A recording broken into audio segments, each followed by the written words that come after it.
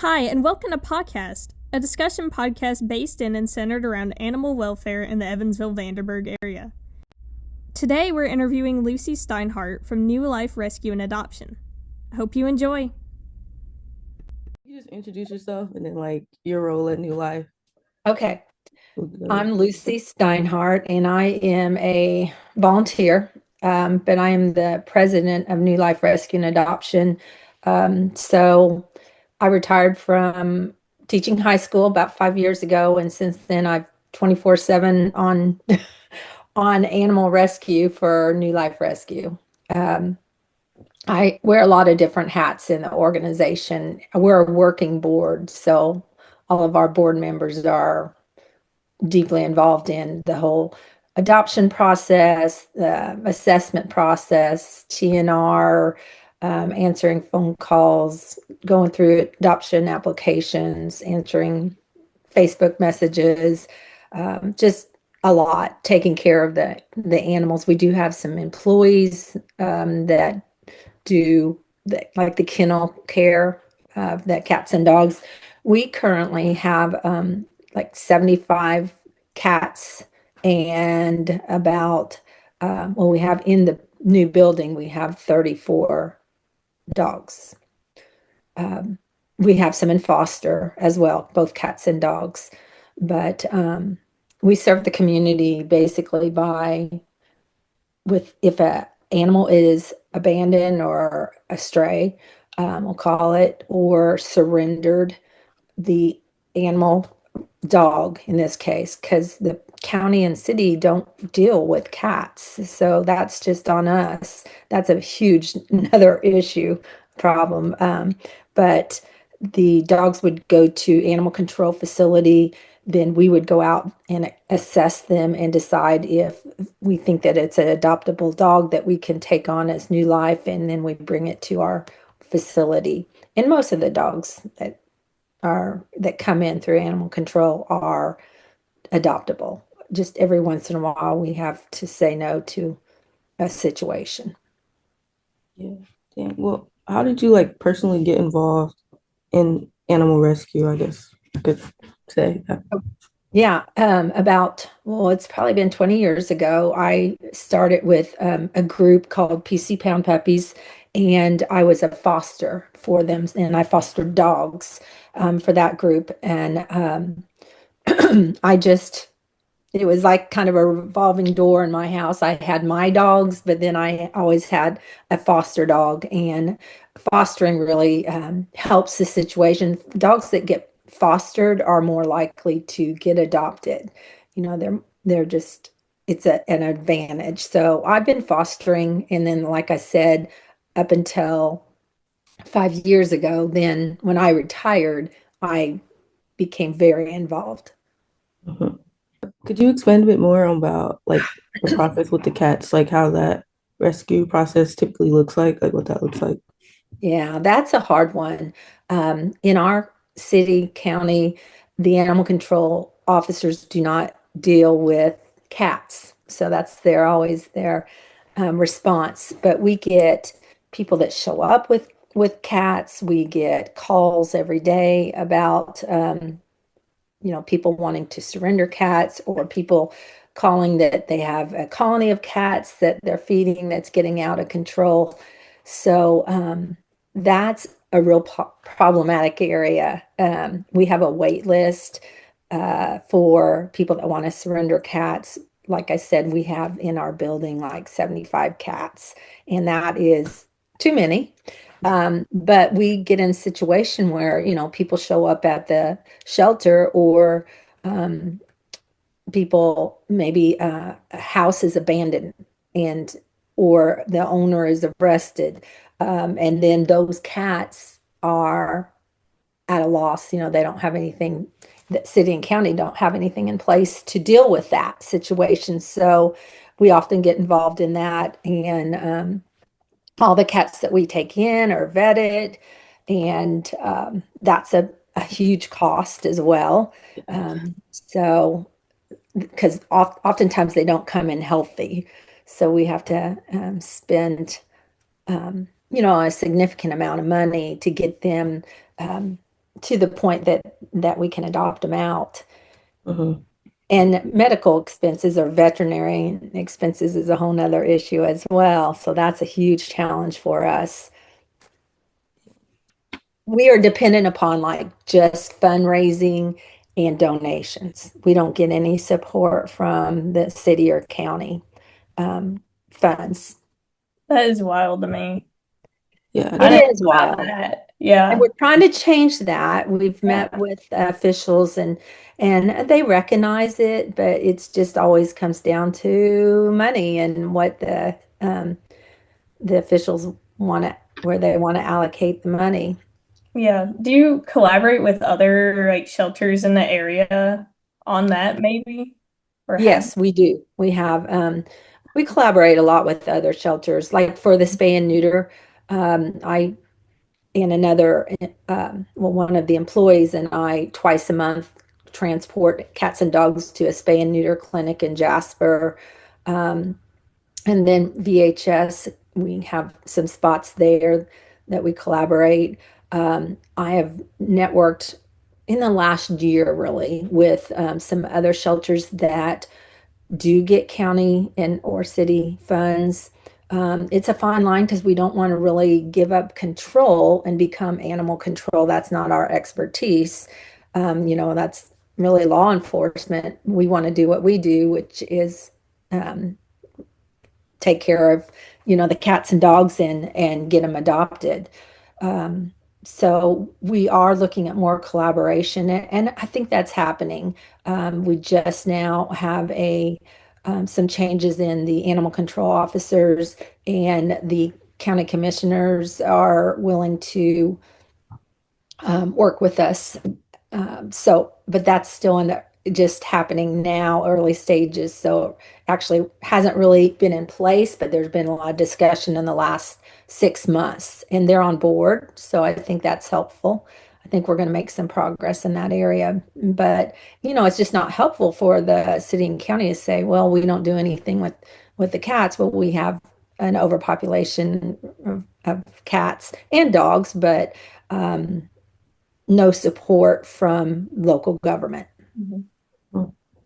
yeah, there were like several cats around the campus, just like abandoned stray cats. Yeah. People were letting them in to the buildings when it got cold because I mean they had no Yeah. place to go. So So that's you all need to start a little TNR program and trap and get them fixed, and then let them back out on campus because those one or two or three cats will quickly become a colony of cats. Mm. yeah. Yeah, for sure. Yeah. Well, do you think there's any way like maybe students or just community members could like help out with this? Like I know like volunteering and stuff, but just other ways to support you guys Oh, getting yes. We depend upon volunteerism. I'm a volunteer, and our board members are volunteer. And as I said, it's a working board. And then we have other people that aren't on the board that definitely help volunteer.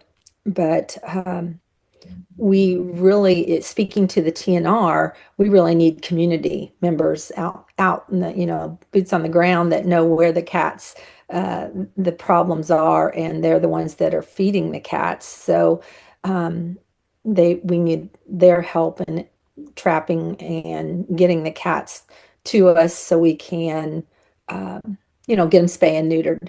That our problem is enough volunteers. We don't have enough volunteers to run a solid TNR program right now. We're trying to get it back on track, but it's really challenging because we got to have people that are willing to go out and trap the cats and transport. And our employees are already overwhelmed with what they're doing, and so are really volunteers. So we're looking to expand that for the TNR program, and it can't happen, it can't work if we don't have volunteers from the community.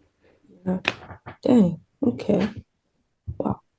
That's good to know though, like more people can come and volunteer and stuff. Absolutely. We are dependent upon volunteers. Yeah. Okay. Are there any like common misconceptions about animal rescue that like some people may have? Well, I think that people don't realize the operations of our rescue. You know, if they find a dog or a cat, or they no longer want their dog or cat, they feel like, you know, a fix or a solution is to bring it to us. But as Abby and I talked, the shelters are overloaded. You know, we don't have kennel space for um, cats and dogs, and they it becomes our problem instead of the person's problem. You know, if they're moving or they are having behavior issues, I think that they think we're an easy fix. They can bring the dog or cat to us, and you know, everything's fixed. But we are kind of sinking in vet costs and vet bills.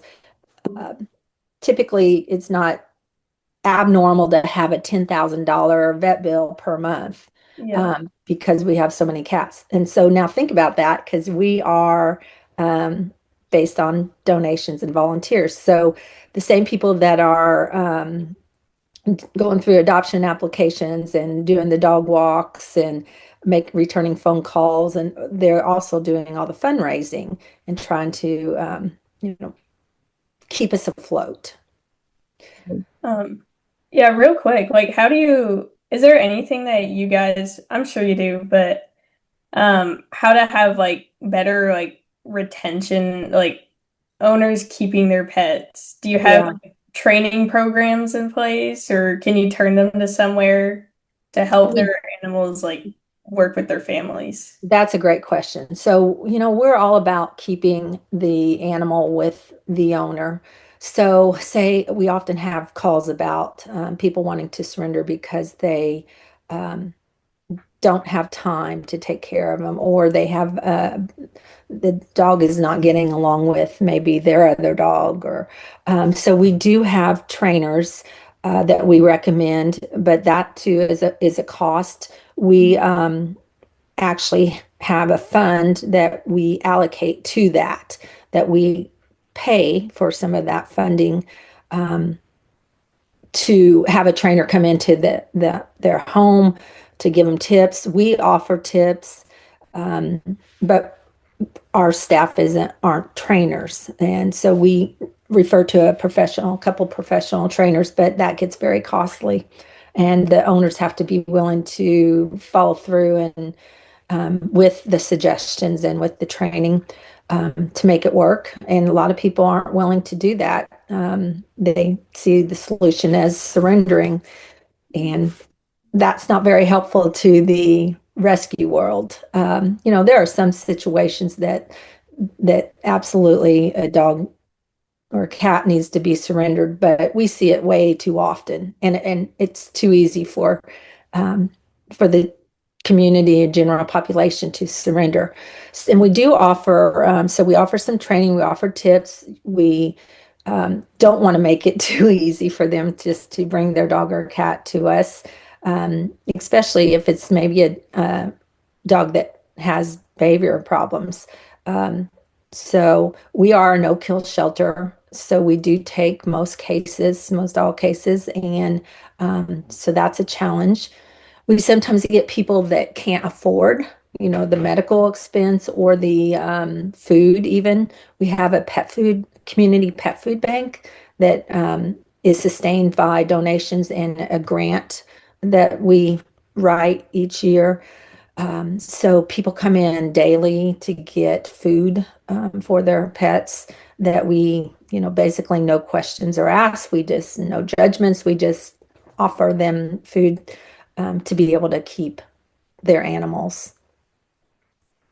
Yeah, that's really awesome. I feel like I haven't heard many shelters like doing that. I'm sure they do, but like it's not extremely public, so it's really Yeah, cool to do the that's it. process.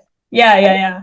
There's a lot of behind the scenes and things that the public doesn't know that you know, New Life Rescue and other rescues do to keep animals in the homes. You know, I know people within our group pay, for an instance, one of our board members pays an extra fee for a family to keep their pet in the apartment because their apartment fee, and they can't afford that in addition to the rent. I mean, there's just a lot of little behind the scenes actions that People see. that rescue groups do to help the community and the citizens to be able to keep their pets and help with that.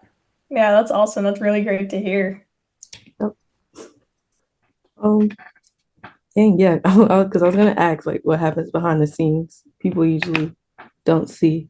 Well, there's a lot more than that behind the That's scenes. Yeah, there's just, if someone messages and says they want to, they're interested in a dog or a cat, then we have application process. We have people that go through the applications. Those are volunteers, and then have to make the contacts, makes the calls. We have then the team that makes sure that the dog or cat is vetted. We can't adopt a dog or cat out without it being fixed. So we have to be creative and make sure that we get that animal fixed if as soon as possible. And that requires planning and transport and money. So there's just a lot that goes on and then there's a meet and greet. So we have a volunteer, someone that comes and meets the people and lets them meet the dog. They spend lots of time doing that. So there's just a lot of behind the scenes, cleaning, the daily care of the animals, to think about having that many animals in the shelter, that just cleaning up and keeping the shelter sanitary and providing enrichment for the animals so they're not just stuck in a little, kennel or without enrichment and attention and socialization. So there's a lot of time and energy and effort that goes into each animal that comes into a rescue. something like you wish more people understood about like you guys' work? Like I know you talked about the misconceptions, but like maybe with the fundraising and stuff like that, like what do you wish more people understood about the fundraising and like what does that look like? The fundraising, we are constantly hustling, we always have things on our schedule every month to try to raise funds. Once again, that's the same people that are answering phone calls and doing dog walks and transporting the animals to get vetted. And so it's a full-time, really, job, just fundraising. And we could use more help with fundraiser, a fundraising committee, because it's, like I said, the same people. But every month we have 3 or 4 fundraisers going on. I feel like we're always hustling. I wish we could do just a couple big fundraisers, but we were, like I said, probably 3 or 4 times a month we have some kind of fundraiser going on. And so these are like the dog walks, those are like 5K type things like No, the dog walks are just to get the dogs out. We have Okay. dog walks every Saturday morning to get the dogs out and exercise and try to do some play groups. And but as far as fundraising, we have the give back nights. We just recently had our annual auction dinner. We have a silent and live auction, and that's our biggest fundraiser of the year. We participate in Fall Festival, the West Side Fall Festival. We have a booth there. We have other festivals in Posey County and in New Harmony that we do. So it's just constant fundraisers, garage or rummage sales. What else? The gumbo on Franklin Street that was last weekend. I don't know if you heard about that. We participated in that.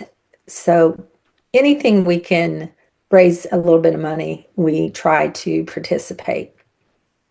Amazing. No, that's really good to just kind of be getting back like in the community and trying to like pull them in. a bit Yeah. about. Well, that's like all the questions that I have so far. Abby, do you have any other questions you would like to ask? I pretty much we pretty much hit the nail on the head on like all of them that I had too. But yeah, I guess any last remarks that you have about like pretty much anything we talked about?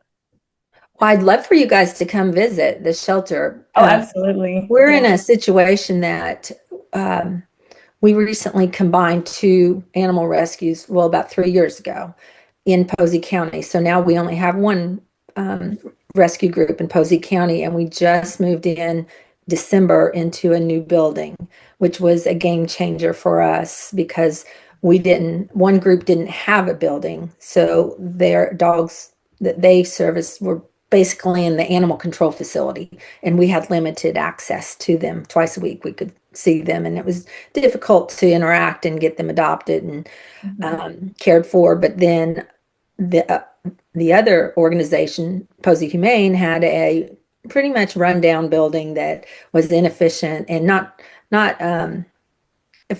effective for the amount of animals we had. So the new building is a game changer, and we're really excited about that. But with that comes cost, more employees. I just was on the wait time. Well, I was on hold forever with Centerpoint trying to figure out our electric bill because it's so high. Just challenges like that.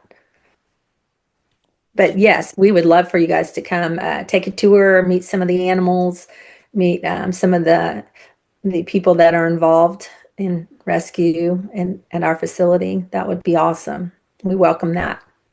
Also, just really quickly, like what's been one of the most rewarding moments that you've had, like just doing animal care work? Get a high from when I foster dogs and they get it adopted to a really good home.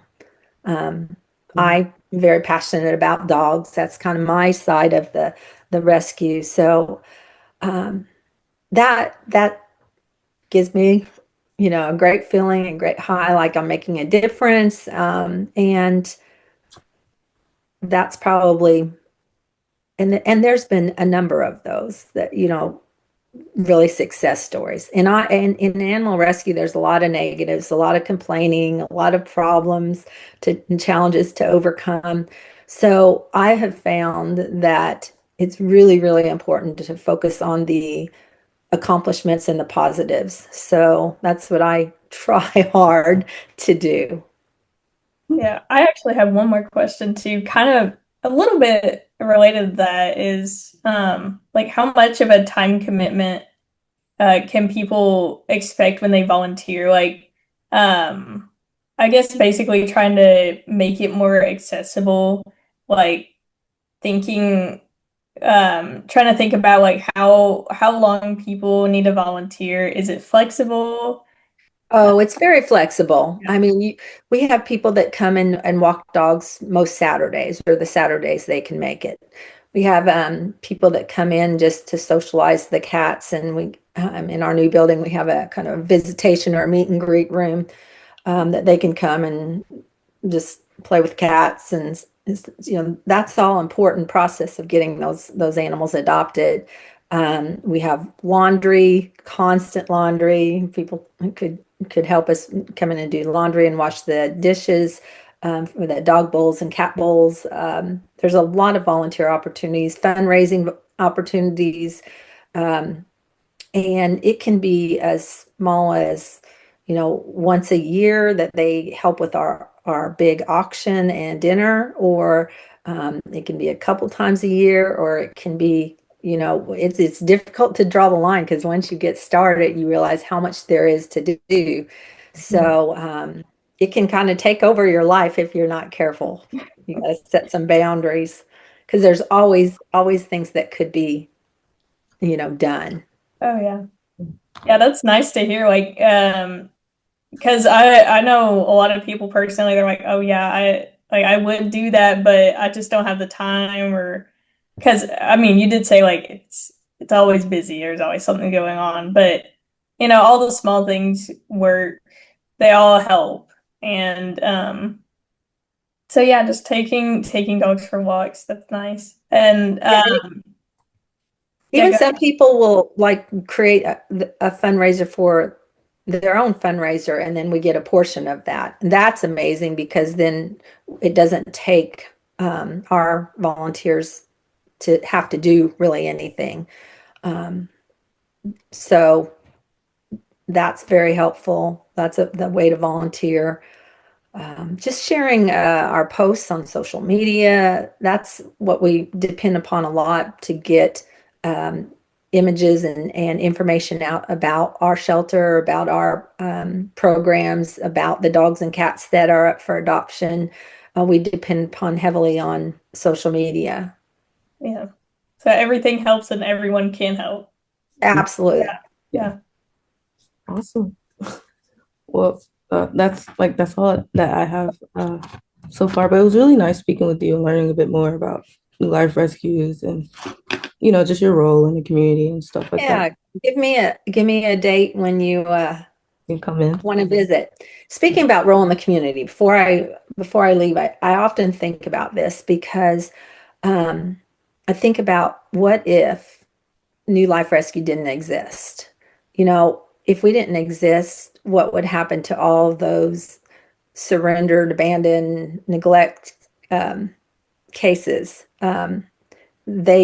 Prior to us existing, if the animal control officer picked up a dog, for example, after 10 days, the dog's not claimed, it would be euthanized.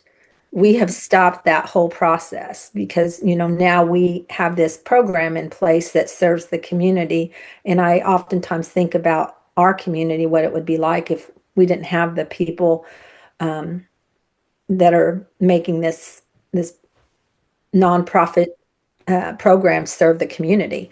And that's in other communities as well. But I think people don't realize and stop. And I wish everybody would stop and think, well, what if they didn't exist?